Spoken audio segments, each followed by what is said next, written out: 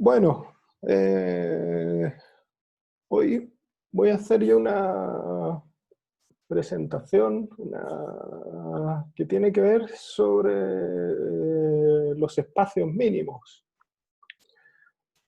Lo primero que la verdad es que este es un tema que a mí me interesa de hace tiempo. Son de estos temas que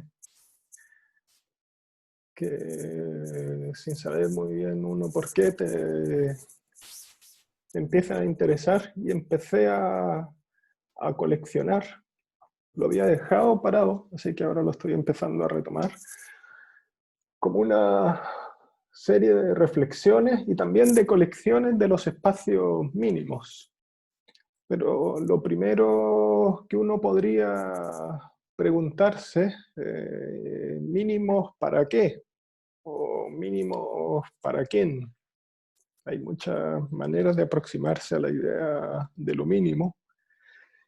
Y el punto de vista que yo quiero plantear tiene que ver son los espacios mínimos donde el hombre puede habitar con dignidad. Y me gusta esta palabra de dignidad que está, digamos, con toda no sé cómo llamarlo, levantamiento, revolución, reflexión social que tuvimos en Chile en los últimos meses, fue una de las palabras que quedaron flotando en el aire. Y, y me refiero qué quiero decir con esto de habitar con dignidad. Y voy a citar, ya que ayer estuve hablando con mi amigo José Joaquín Parra, un breve texto de su libro, que fue su tesis doctoral, que es un estudio acerca de la arquitectura de la casa en la obra literaria de José Saramago. Y me voy a referir, cuando hablo a los espacios mínimos para habitar con dignidad, a esos lugares en los que la arquitectura no es un símbolo muerto ni carece de los atributos de la condición humana. A esas obras donde el rito de vivir no se ha vulgarizado hasta el extremo de hacerlo patético e insoportable, y donde el sentido de la casa palpita aún en el corazón de los hombres y las mujeres. Me gusta sobre todo esta última parte, donde el sentido de la casa palpita aún en el corazón de los hombres y las mujeres.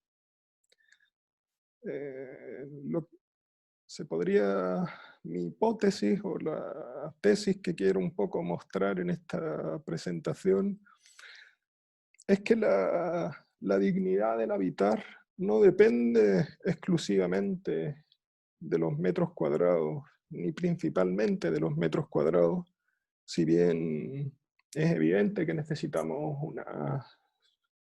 unos metros cuadrados mínimos para habitar, o unos metros cúbicos, quizás sería más apropiado decir.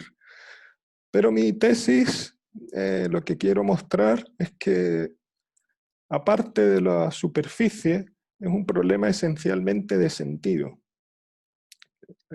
Como dice este texto de Parra, es donde el sentido de la casa palpita aún en el corazón de los hombres y las mujeres.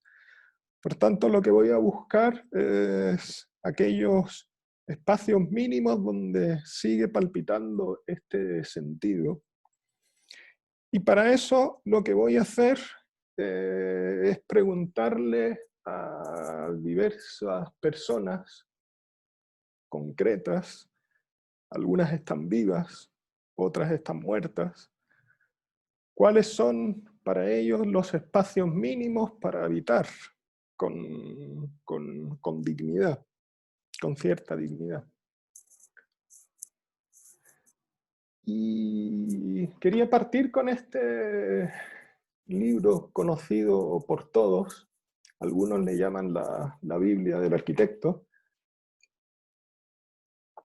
interesante ya ese nombre, llamarle de la Biblia del arquitecto, porque eso habla como que ahí estuviera contenida una verdad. Y sin duda que hay una perspectiva, de una manera de comprender la arquitectura que está centrada en justamente en las dimensiones mínimas hablan del hombre universal estándar para vivir. Entonces están las dimensiones mínimas para acostarse, para sentarse, para moverse. Hay que contextualizar que este libro nace en el contexto,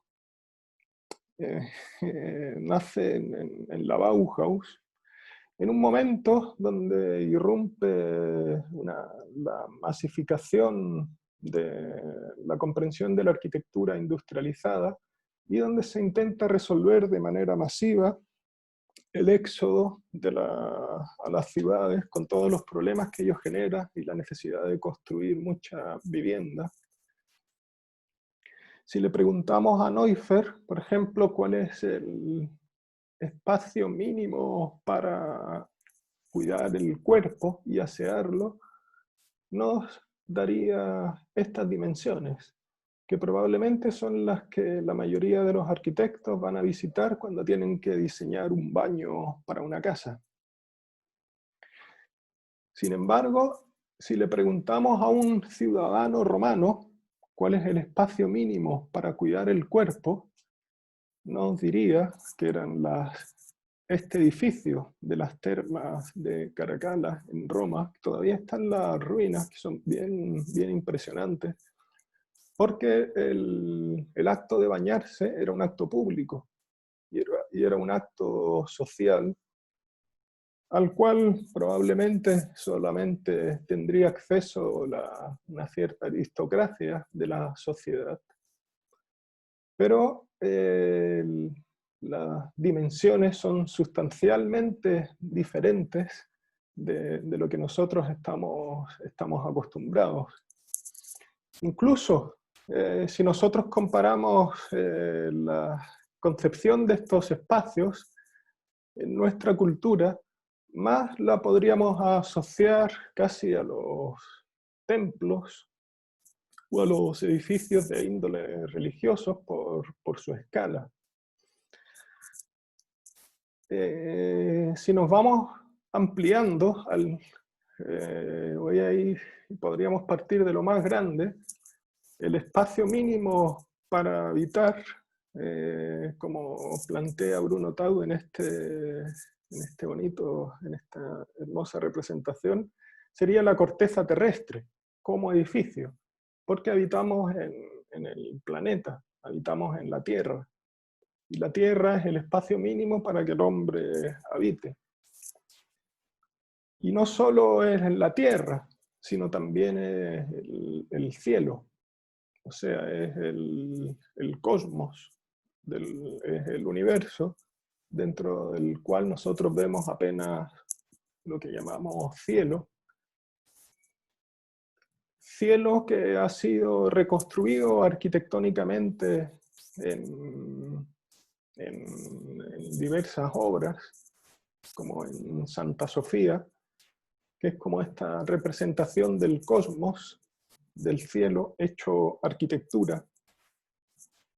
O en otras obras, como el Panteón de Roma, donde nuevamente aparece esta construcción arquitectónica de la bóveda celeste. ¿Y qué tiene que ver esto con nuestro contexto? Podríamos preguntarnos.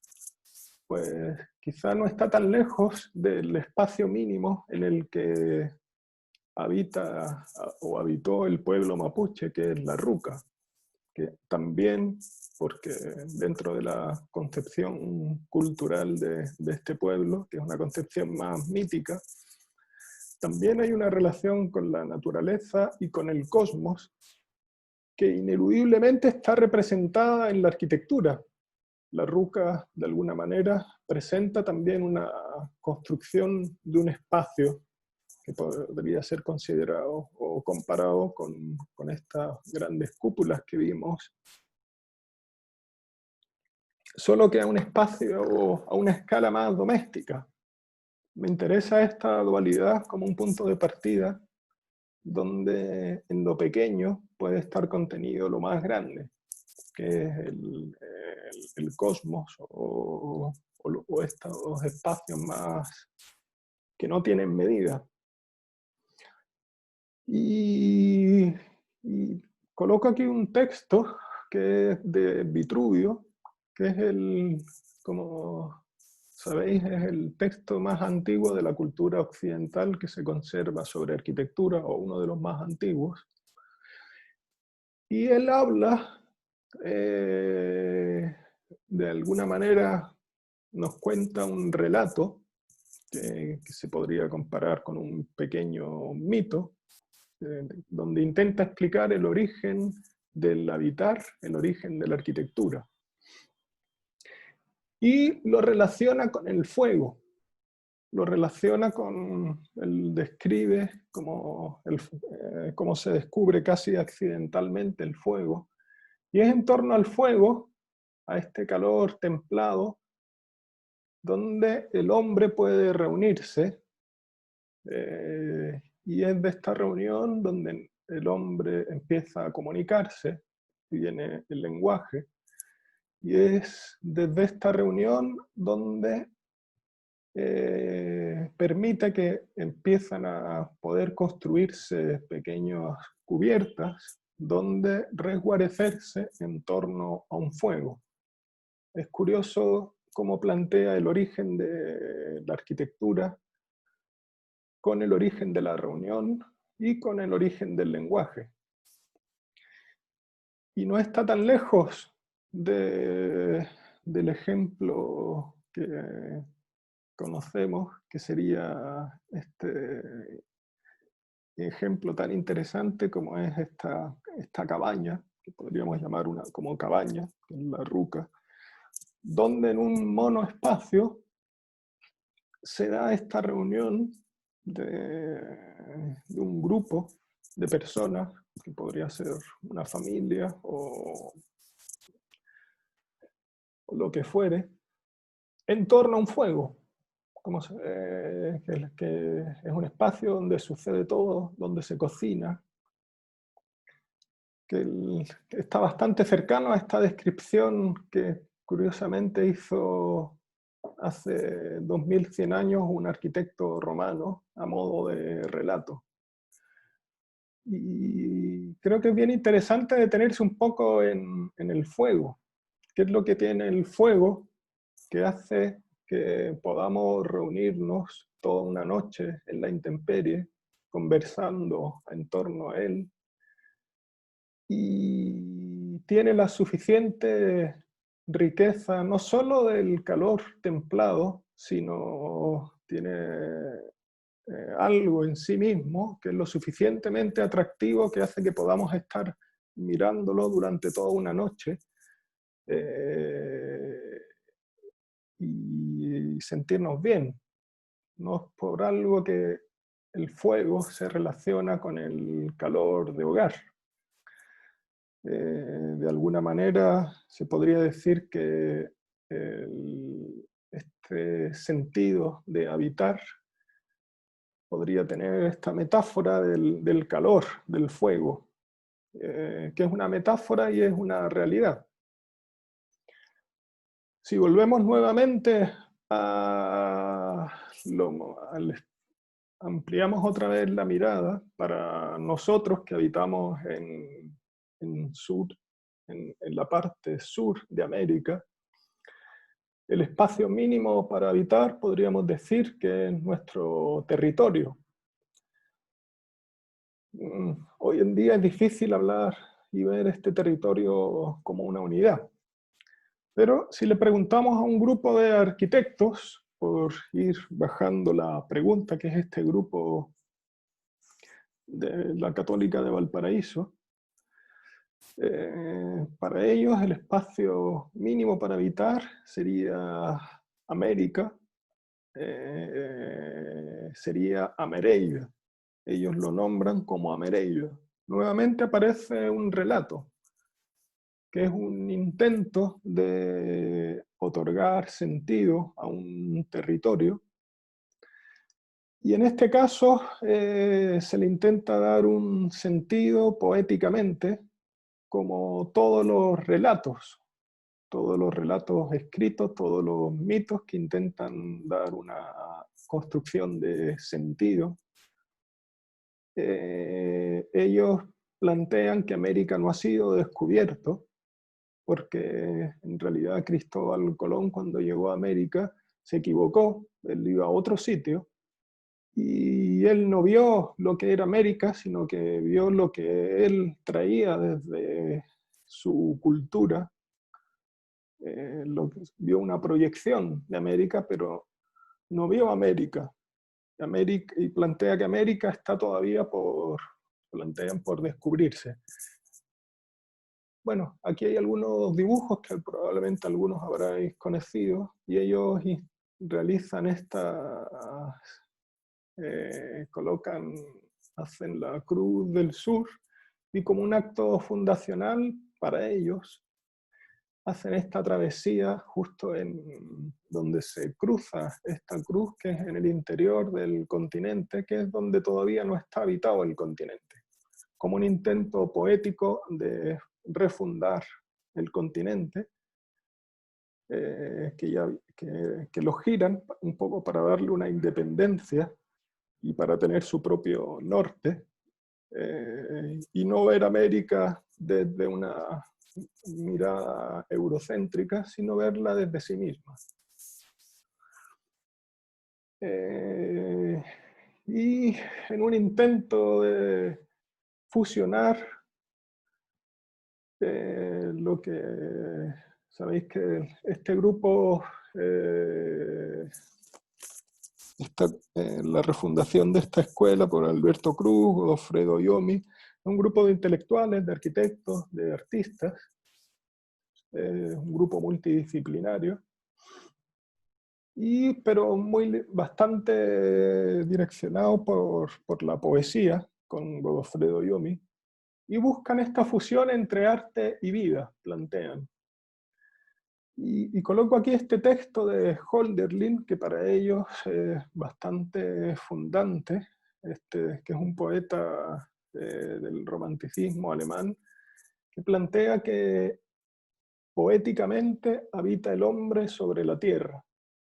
Voy a intentar referirme un poco a esto, ¿qué quiere decir esto, que poéticamente habita el hombre sobre la tierra?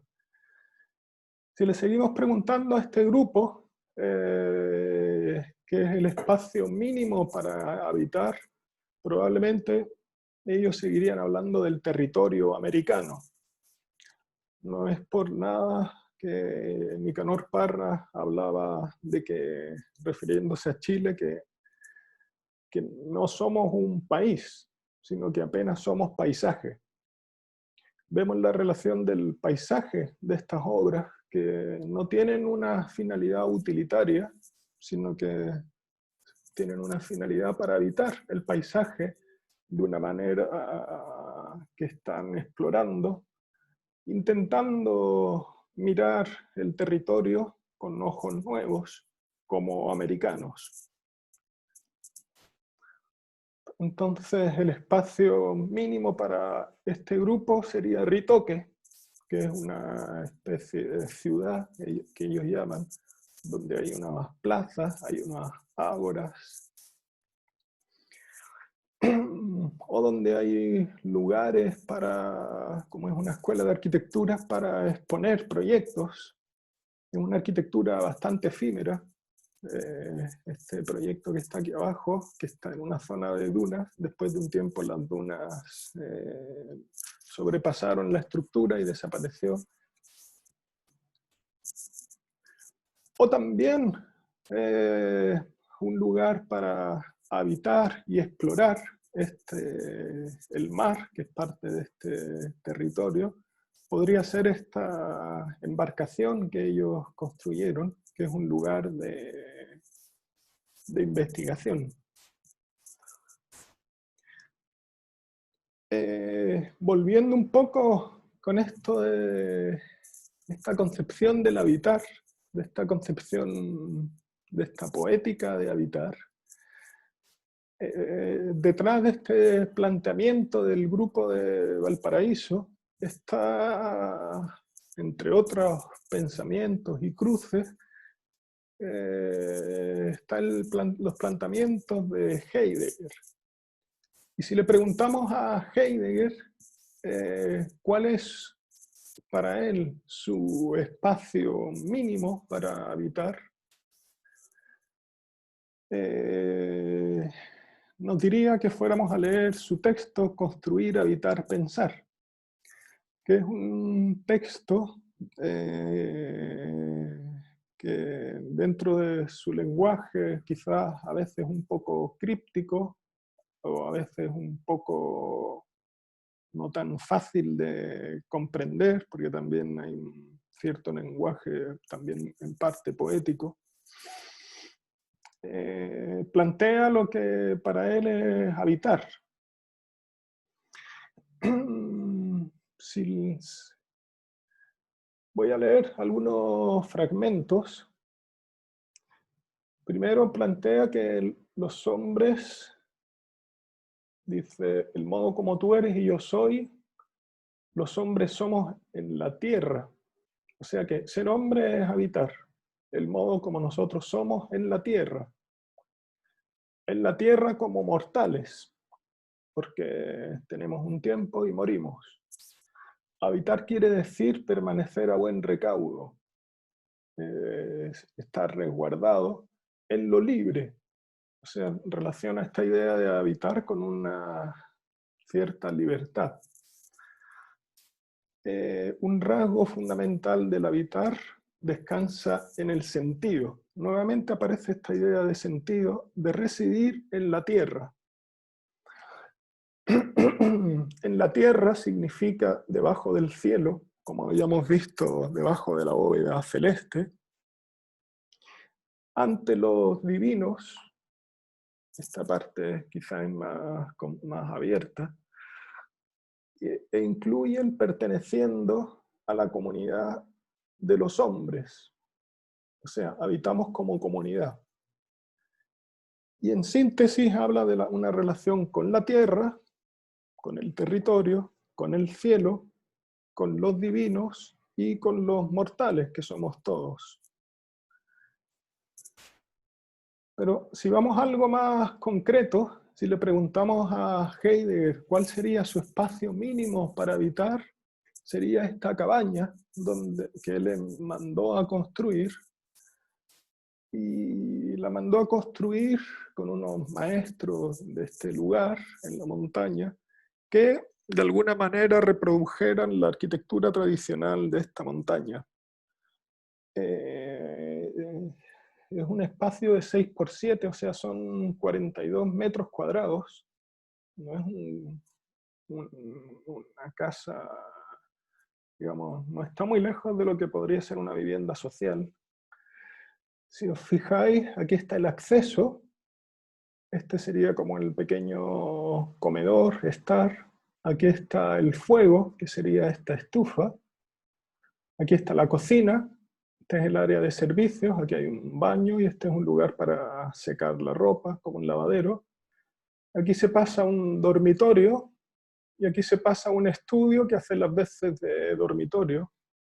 No tiene prácticamente pasillos porque es una crujía que divide este casi cuadrado en 4 espacios. Y este nos diría que es el espacio mínimo de Heidegger para habitar, donde también recibía visitas, pero este espacio mínimo no se puede entender si no es en relación con el entorno donde está situado, porque no solo se habitaba dentro de la cabaña, sino que se habitaba con el paisaje, se habitaba con la tierra, se habitaba con el bosque, se habitaba con ir a buscar agua, con cortar leña. O sea que este espacio mínimo está en relación con un paisaje. Y es lo que hace digamos, es un tema también no menor a considerar en esta concepción de la arquitectura de lo pequeño, la relación con el exterior. Y si vamos a un ejemplo más cercano, tratando un poco de comprender esta mirada sobre el habitar. Esta es una casa que está en Angol, que yo me la encontré de casualidad, porque es la casa del papá de una amiga, de una colega. Y este texto, siguiendo con el texto de Heidegger, yo creo que describe muy exactamente lo que vamos a ver en esta casa. Podemos leer, digamos, se ha emplazado la casa, que probablemente él hablaba de las casas de este territorio donde él tenía su cabaña. Ha emplazado la casa en la ladera de la montaña que está a resguardo del viento. O sea, primera cosa a considerar, cuidarse del viento. Entre las praderas y en la cercanía de una fuente. Le ha dejado el tejado de tejas con un granalero que tiene una inclinación adecuada para sostener la nieve y por eso llega bastante abajo, y que protege las habitaciones de las tormentas, de las largas noches de invierno. No ha olvidado el rincón para la imagen de nuestro Señor, o sea que hay un tema ahí, lo que podrían ser la concepción religiosa o mítica o sagrado, o como cada uno le quiera llamar, detrás de la mesa comunitaria. Ha aviado en la habitación los lugares sagrados para el nacimiento y el árbol de la muerte. Bueno, finalmente habla de un oficio que ha surgido del mismo habitar, que tiene sus propios instrumentos, sus propias... se trata de llevar el habitar a una cierta plenitud. Estos son los muebles de la casa de este señor apellidado, ¿cómo se dice? Apellidado Cortés, donde podríamos ver los rasgos del habitar de este señor, aunque quizás no nos dicen mucho. Al ver los muebles, simplemente es difícil a esta escala comprender de qué manera habita. Es una casa bastante grande. Ahora, si empezamos a ver los objetos, algo ya nos puede decir de esta manera de habitar. Por lo menos hay una libertad de reinterpretar estos objetos de construcción, de resignificación. Una tetera se transforma en una maceta, una silla tipo Miss, probablemente hecha a la chilena, es recauchada con unas lienzas, parece que son plásticas, o un coche para un niño donde se suelda una silla de colegio con no sabemos muy bien de dónde habrán salido las otras partes. Si le preguntamos a este señor cuál es el espacio mínimo para habitar, yo diría que probablemente nos mostraría estas dos imágenes, entre más otras. A la izquierda es el living, que es el espacio de lo común, que parece que a veces se transforma en lugar de entrenamiento de boxeo. Y a la derecha es la biblioteca, que es donde están las fotos de todos sus antepasados, entrecruzadas con unas escopetas, con unos papeles desordenados, con unos libros arrumbados. Yo estuve en esta casa y era bien curioso cómo cuando llegaba un familiar a esta casa, lo primero que hacían era entrar en este espacio y literalmente hablaban y saludaban a sus antepasados. A esto me refiero, yo creo que es un buen ejemplo para entender esto de cómo poéticamente habita el hombre sobre la tierra. No quiere decir que a la vida se le agrega algo externo llamado poesía, o que o es una cosa, o es un invento. Es que realmente la vida natural del hombre tiene de por sí una condición poética, tiene su propia poética, su propia manera de expresarse.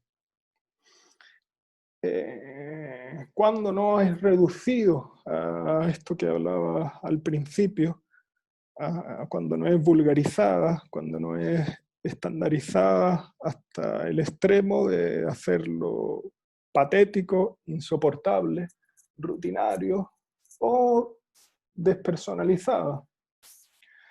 Y yo creo que aquí queda muy claro este texto de Bachelet, como la casa vivida, la experiencia de habitar, no, la arquitectura no es una caja inerte, no es simplemente un contenedor. El espacio habitado trasciende absolutamente el espacio geométrico y cambia según la persona que lo habita, según la cultura, según el contexto. Este es el dormitorio del señor Cortés, vamos a llamarlo así, donde nuevamente aparece todo, como veis, está lleno de fotografías de sus familiares y todo convive con una escopeta, con un juego de Lego que se da de los nietos, con un tarro de miel, con una radio hechiza, con un oso peluche que está trepando por una lámpara. Y curiosamente con una operación arquitectónica que él mismo hizo, que fue abrir un trozo del techo, porque él vive en el campo, y quería simplemente en la noche poder ver las estrellas y despertar en la mañana con los primeros rayos de sol.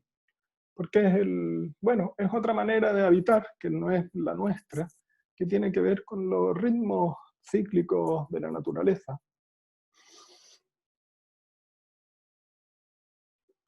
Pero si nos vamos a un contexto más próximo al nuestro, vemos como esta condición que podríamos llamar poética del habitar está presente en todos sitios.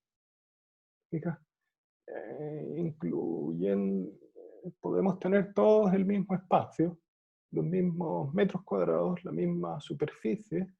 Sin embargo, la manera de habitar de cada persona, de cada grupo, es distinta. Tiene su propia poética, su propia manera de estar.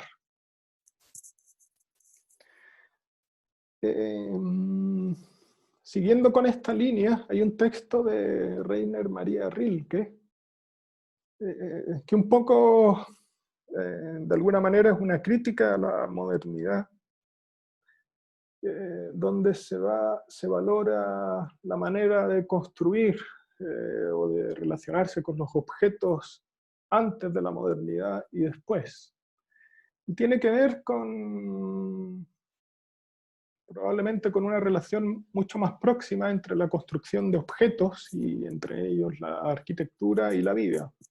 Tiene que ver con la época en la que las cosas se hacían con las manos y de por sí tenían un sentido y un significado diferente al que tienen los objetos y la arquitectura hoy para nosotros. Y alguien muy cercano a esa mirada, volviendo otra vez al territorio chileno, y ayer estuvo de cumpleaños Telier. Bueno, él está muerto, pero si estuviera vivo estaría de cumpleaños, este poeta chileno que nació en Lautaro. Si le preguntamos a Telier cuál sería su espacio mínimo para habitar, bueno, podría mostrarnos estas casas donde él habitó. en Carahue o en Lautaro, a pesar que después se fue a Santiago. Y podría escribirnos, o podríamos ver en su escritura, en sus relatos, lo que para él otorga este fuego, este calor que hace que le dé sentido al habitar, que de alguna manera está relacionado con una mirada de la memoria, con una mirada desde los afectos. Se podría decir que la casa para Atelier tiene un género femenino, no en el sentido machista, sino en el sentido digamos, de acogida, de hospitalidad, de afectividad. Y como muchos conocemos, o hemos estado, o incluso algunas casas a lo mejor tienen algo de eso, está en relación con la chimenea, está en relación con la cocina, está en relación con los aromas, está en relación con un patio.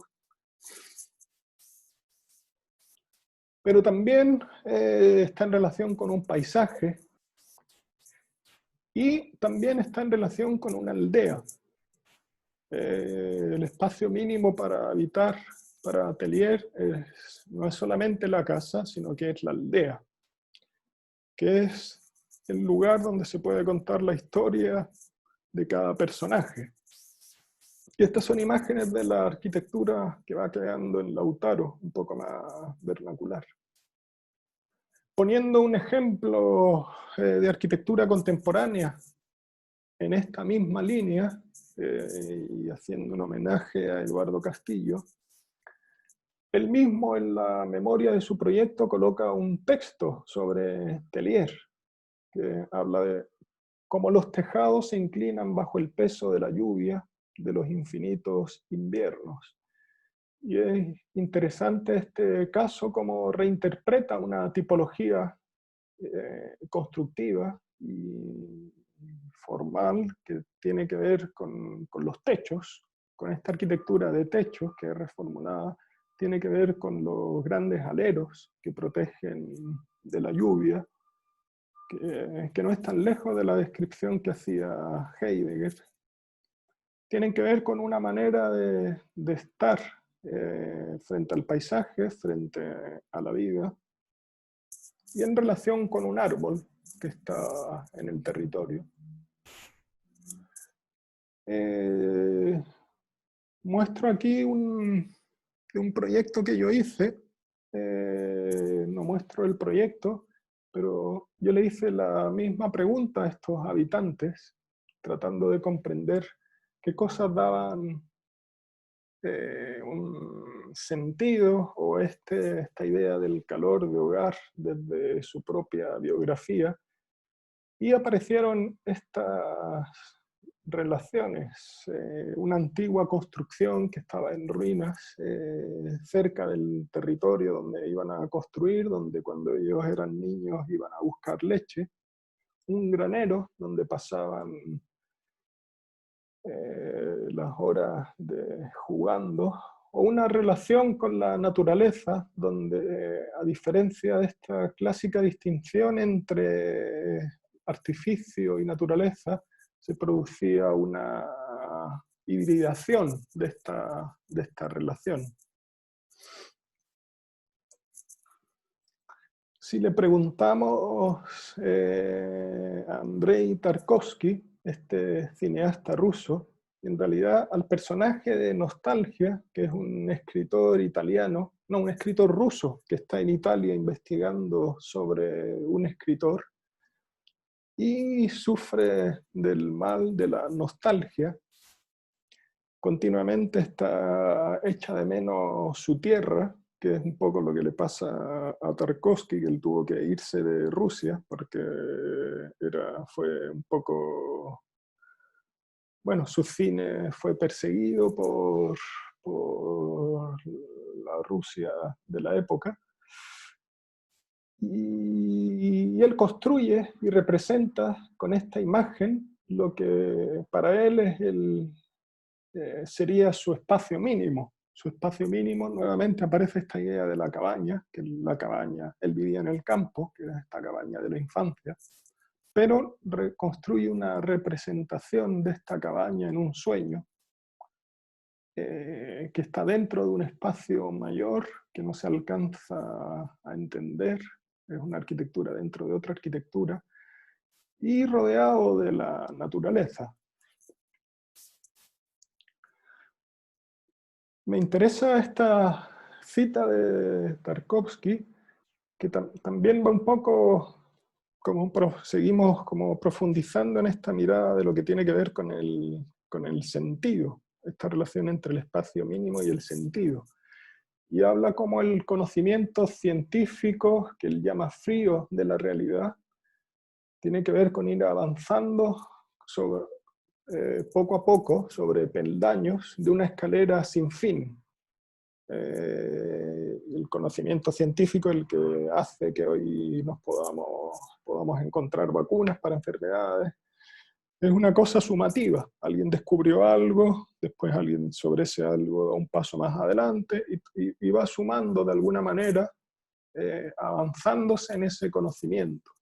Sin embargo, habla que el conocer desde el ámbito del arte no es igual, no tiene que ver con el conocimiento científico. El conocimiento desde el arte lo compara con un sistema infinito de esferas que en sí mismas son perfectas. Y estas esferas pueden complementarse o contradecirse, pero en ningún caso una sustituye a la otra, o una es mejor que la otra, sino que dan testimonio de que el hombre es capaz de conocer y de expresar de quién es imagen. O sea, constituyen un juicio perfecto y pleno de la realidad. Se podría traspasar esta realidad, esta definición un poco a la arquitectura. Fijas que la arquitectura, en esta dimensión de sentido, que las arquitecturas que se han construido durante la historia expresan una relación son una imagen de la persona, de la cultura, de la sociedad, del territorio. Si le preguntamos a un hombre del Renacimiento, donde se pasa de hay un cambio de paradigma, y ya se pasa de esta concepción mítica a una concepción más humanista. Probablemente el cuerpo empezaría a ser un punto importante, y el cuerpo del hombre como un punto para poder entender lo que serían los espacios mínimos para habitar, para poder entender el habitar. Y esta mirada, que es un poco más científica, no estaría tan lejos de la que 500 años después propone Le Corbusier en su conocido modulor, que, como sabéis, es una síntesis entre unas ciertas dimensiones estándar más eurocéntricas y unas ciertas proporciones estéticas que tendrían que ver digamos, con la proporción áurea. O sea, que trata de vincular dimensiones corporales con proporciones estéticas. Y fue como él después lo fue aplicando de diferentes formas en su proyecto. Pero si vamos a algo más concreto y le preguntamos a Le Corbusier cuál es el espacio mínimo para habitar, probablemente nos diría que era su departamento. Este es el departamento donde él vivía en París. Se puede visitar, así que cuando vayáis a París, yo os recomiendo que lo vayáis a ver. Y en realidad son dos departamentos. Si veis en la parte inferior, digamos, aquí hay una puerta, uno ingresa si no recuerdo mal, por este sector. Aquí está lo que es el taller de pintura, y este sería lo que es la propia casa. Esta imagen de acá corresponde al taller, esta imagen de acá corresponde a este rincón, y esta imagen de acá corresponde a esta mesa. Y coloco este texto que también me parece interesante como reflexión, porque un poco para mostrar las paradojas, que las cosas no son tan blanco y negro como parece. Muchas veces en la arquitectura moderna se la critica por una excesiva racionalidad funcionalista que se aleja de esta mirada más humana de la arquitectura. Y esta contradicción él mismo la plantea aquí, como cuando él habló de una máquina de habitar, se malinterpretó. Y él compara el habitar también con un palacio, donde cada órgano de la casa en su conjunto puede entrar en relaciones emocionales que revelan la nobleza de una intención. Eso podría ser una definición del sentido, una intención. Y la arquitectura no solo tiene que servir, sino que la arquitectura tiene que conmover. Entonces, y cuando dijo eso, se le calificó de poeta con desdén. O sea, que pasó de ser un deshumanizado a ser un poeta que habla leceras.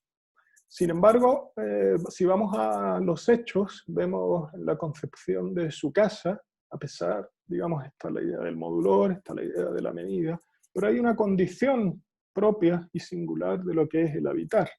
Este para él sería el espacio mínimo donde él puede trabajar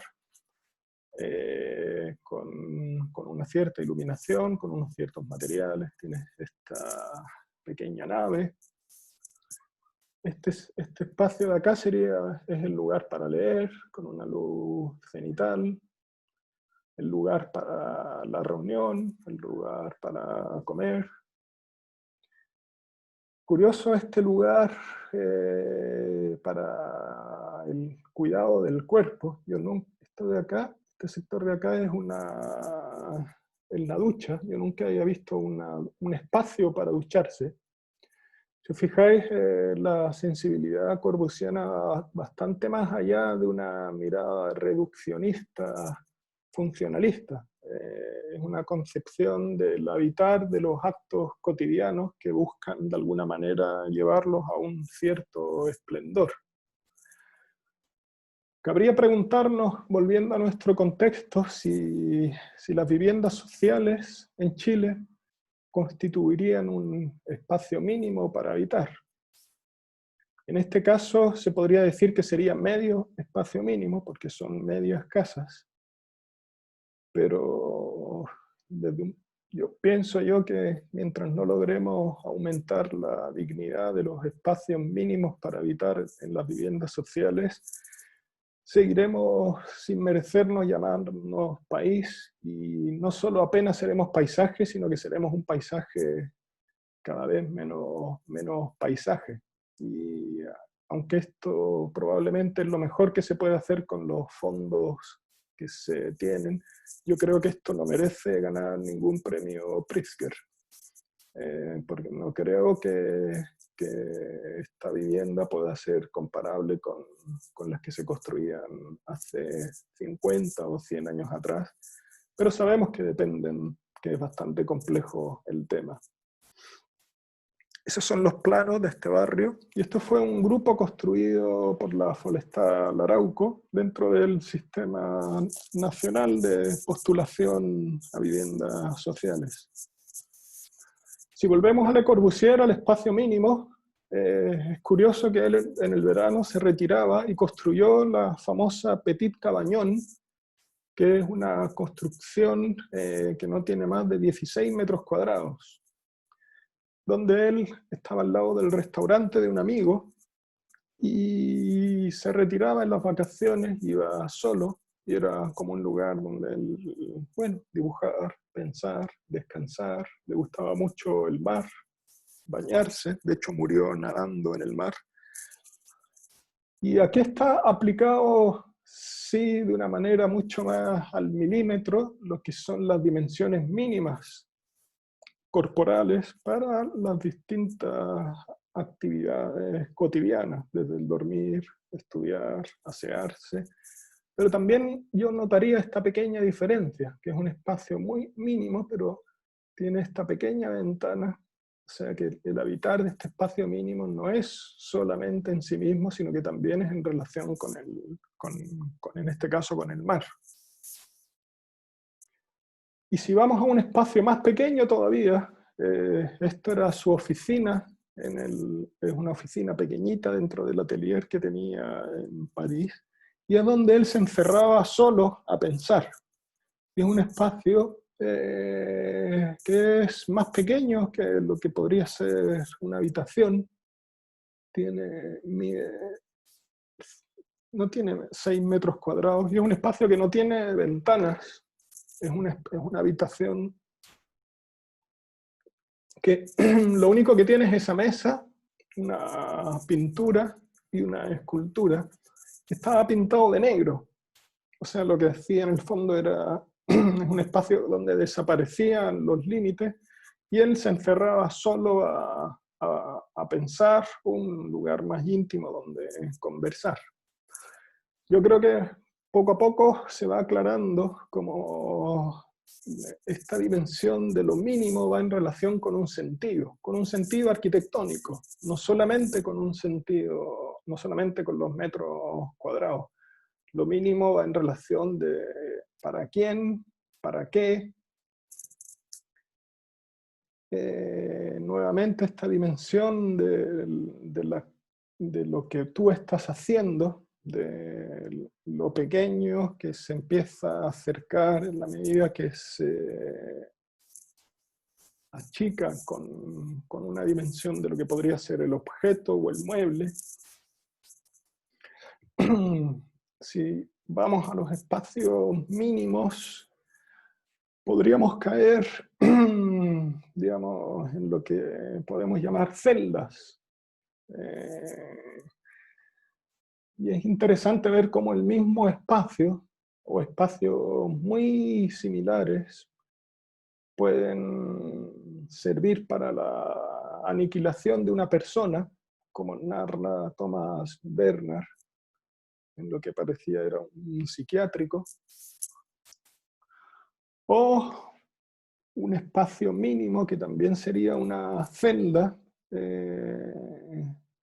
como podrían ser estas propuestas de Le Corbusier de un hospital bien interesante, con una luz indirecta, con unos patios, que sería un lugar pensado para curarse físicamente. O la imagen de la izquierda, que es una celda de una cárcel en Madrid, que no es muy distinta a la imagen de la derecha, que es una celda del monasterio benedictino de Las Condes en Santiago.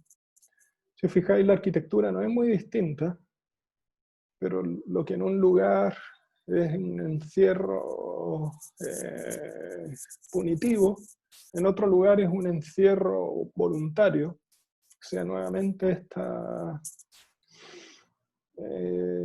yo creo que aquí se ejemplifica bastante bien esta dimensión de sentido. El espacio mínimo, ya para terminar, probablemente nuevamente volvemos a relación con el cuerpo, a relación con el cuerpo y sus objetos, en este caso una cama.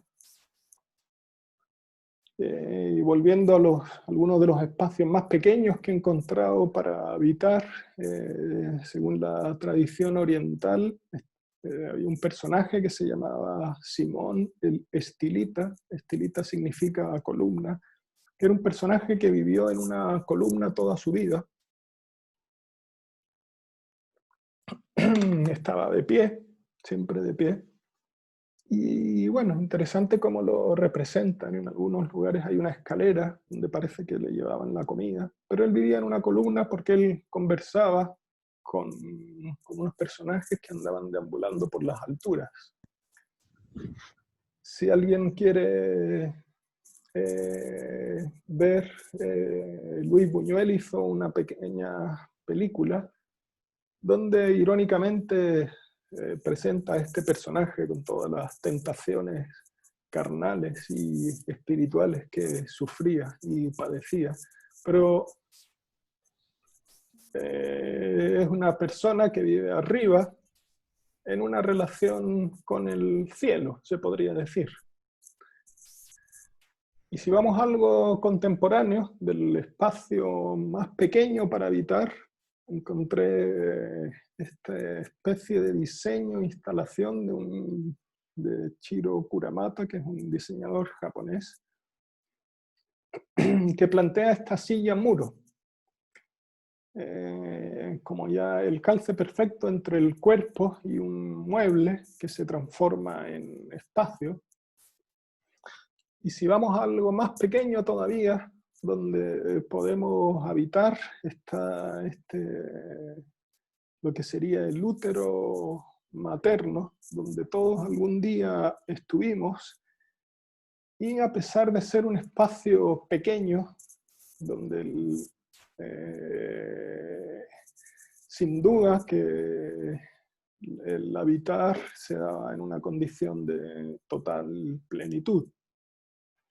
Y según Freud, de alguna manera, esta primera morada sería un poco esta nostalgia que aún persiste en nosotros, de este anhelo del calor, del sentido de calor, de afectividad, de lo que es un hogar. Y ya volviendo un poco al origen del espacio mínimo y terminando dentro de lo que sería el mito del Génesis, el espacio mínimo para Adán y Eva era este paraíso, que después fue perdido. Pero podríamos, si eliminamos el paraíso, en el decir de José Saramago, en su novela El Memorial del Convento, donde habla de una pareja de allegados que viven en una casa que no es la propia, probablemente serían los suegros. Viven o malviven, como tanta gente hoy en día que no tiene casa, no tiene espacio físico.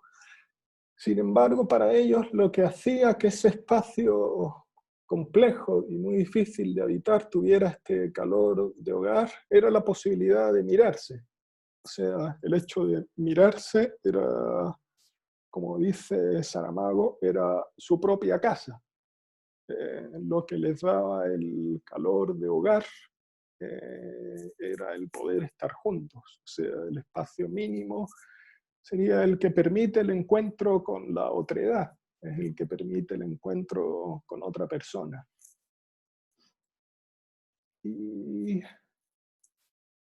cierro aquí con esta imagen que mostré, es esta representación un poco onírica de lo que podría ser el espacio mínimo para este personaje cinematográfico, que recuerda esta casa de infancia, de la infancia, es el hogar. Y quiero leer tres frases de Tellier que yo creo que juegan bastante bien con esta imagen que estamos viendo. Y para mí es la mejor, la más interesante definición de la arquitectura que he encontrado, solo que él no habla de arquitectura, sino que habla de poesía. Yo voy a cambiar, cuando él se refiere a poesía, por arquitectura. Y plantea que el arquitecto es el guardián del mito y de la imagen. Lo importante en arquitectura no es el lado puramente estético, sino la arquitectura como creación del mito. Como veíamos, el mito es una narrativa que da un sentido de un espacio y un tiempo que trascienden lo cotidiano, utilizando lo cotidiano. Una recreación de los sentidos para recibir limpiamente las maravillas del mundo.